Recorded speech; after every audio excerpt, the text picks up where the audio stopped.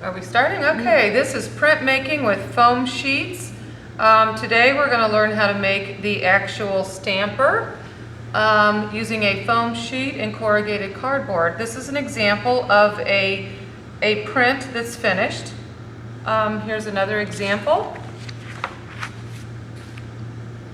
These are all done by 6th grade students. And here is a final example. This one's got a little bit more white in it.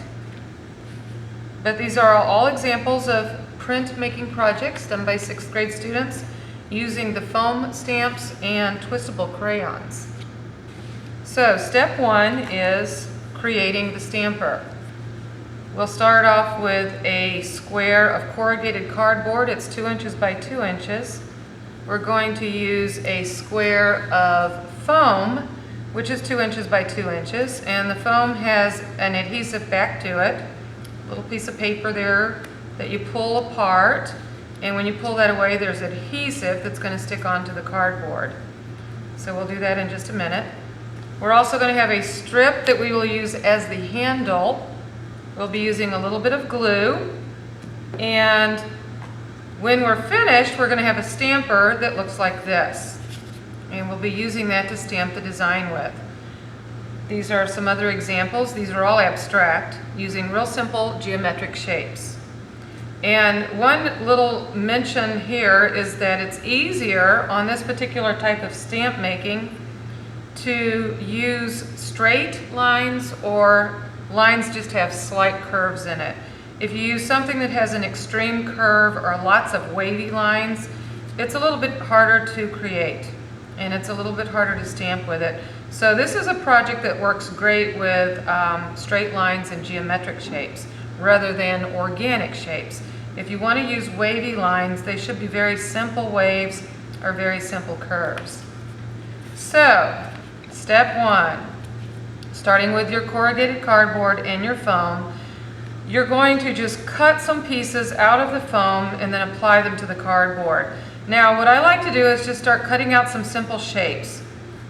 And the idea is that we are creating positive and negative space. So for example, if I cut a corner off, I'm just simply pulling it apart and I've created some negative space. So if I put this on my cardboard right here, on my corrugated cardboard, and then pull that away, I've created some negative space. So what I'm going to do to create that space is to cut another piece away and then not use it. And then if I were to put this on the cardboard like this, I've created positive space and then empty space or negative space. So that's my first shape. Now, in staying with the triangle, I'm going to cut another triangular shape out and remove it.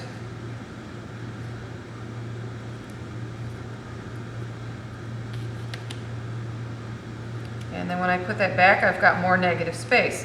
And I'm trying to balance my positive and my negative space here.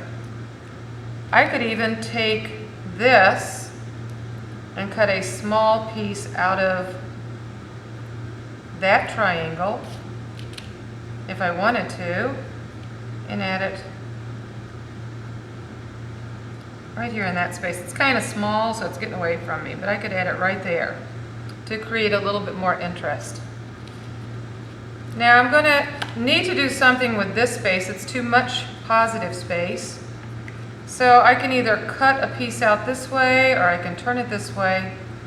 And I think for right now I'm going to cut a piece this way.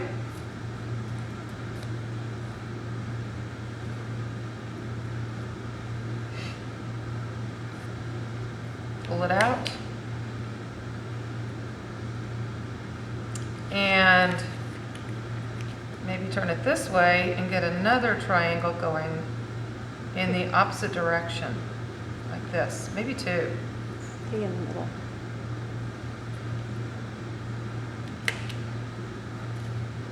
Let's see how that looks. Now the thing that's kind of nice about this is if I don't like the design at all, if I really don't think it's going to work, I can start all over again because nothing has been attached to the cardboard yet.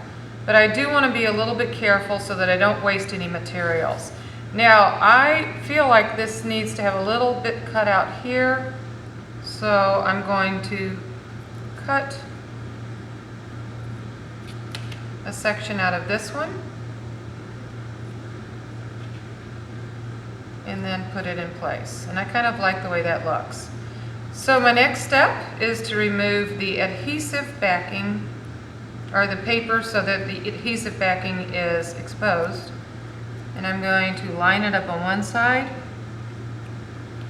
line it up on the other side. Push that in a little bit.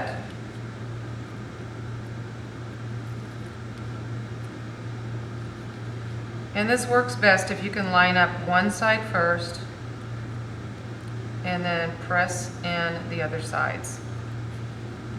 There we go, and I've got one piece left.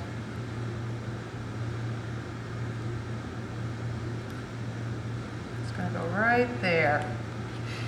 Now I have one piece that I'm thinking about. I may do something with it. I may turn it this way. And yeah, actually I kind of like that. So I'm going to take this piece off, turn it, flip it in the opposite direction. Now, one thing that you need to keep in mind is that all of these pieces have to be on the same level. They have to be flat, straight across. So you cannot do any overlapping with these shapes. It must be perfectly flat going across. So there's my design. I'm now going to flip it over on the back and create a handle.